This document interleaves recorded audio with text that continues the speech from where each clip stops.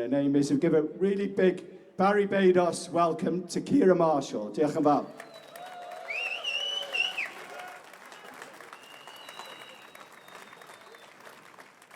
Shemai, Barri.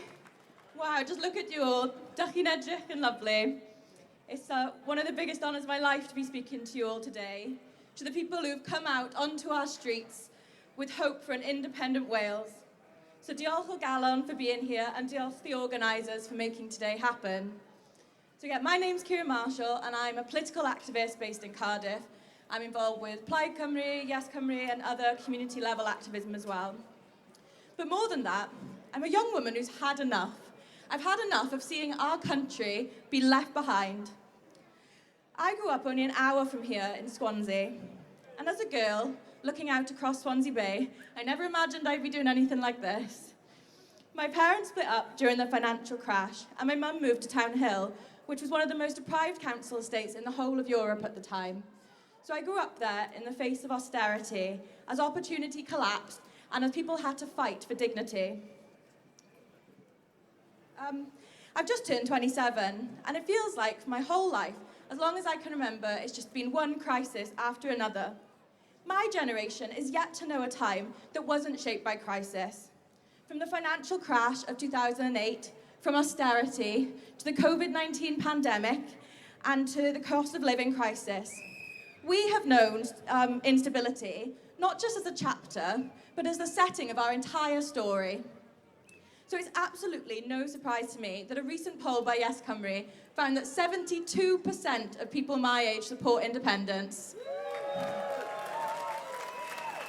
Of course we do. Young people in Wales know what it is to be forgotten about and sidelined and ignored. We are the generation bearing the brunt of a UK system that is clearly not working. Wales has been and continues to be underinvested in by Westminster. Our population never lifted out of poverty, but also not entrusted with the tools or the financial levers to just do the job ourselves. Just look most recently. While Westminster rushes to save English steel, Welsh steel is left to die just down the road in Port Talbot. If we were independent, we could have nationalised Welsh steel and saved those jobs ourselves, unconstrained by the borrowing powers of the Senedd or parties based in Westminster. The consequences of Westminster's neglect ripples through our families, through our communities, and through the very soul of our nation. It is unbearable, and we cannot let it continue.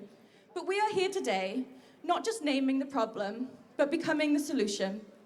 I speak often of being from Town Hill and my experience of growing up there, but I don't speak nearly enough of how proud I am to be from Town Hill. Despite the headlines and the stigma, it is a place of community. It's a place where my neighbours shared what little they had, where love lies between the cracks, and we in Wales know that community is forged in hardship.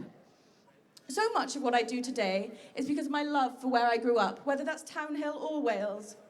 The people where I grew up cared for one another, even when their own government didn't. And that is what I ask of you all today, to care for one another, to show that pride and care in our communities is a form of protest, and remind people in Wales that while Westminster doesn't care, we do. And because of that, when we govern ourselves, our future will no longer be so bleak.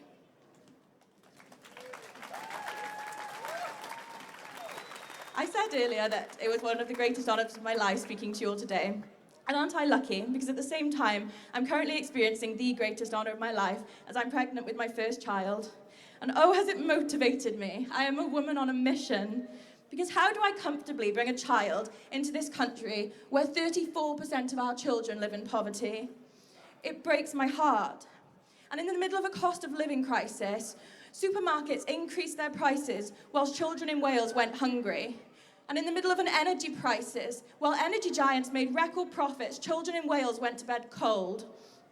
And since the financial crash, the wealthiest in the UK have got richer and richer, whilst children in Wales have got poorer. And Westminster do nothing. Nothing when our children go hungry, nothing when our children go cold, and nothing as their futures dim. But it doesn't have to be this way. With independence, we could rein in supermarket giants and actually support local producers. With independence, we could bring energy into public hands. And with independence, we could build a fairer economy with a progressive tax system that puts our most vulnerable and our local economies first.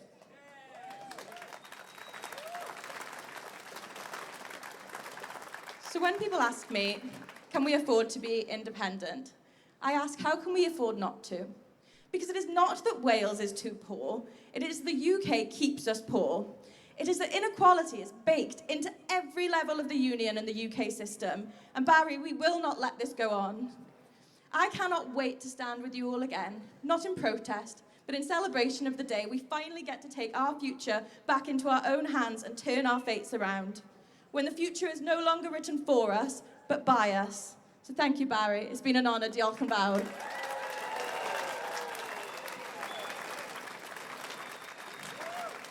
Wow. Thanks, Kiera.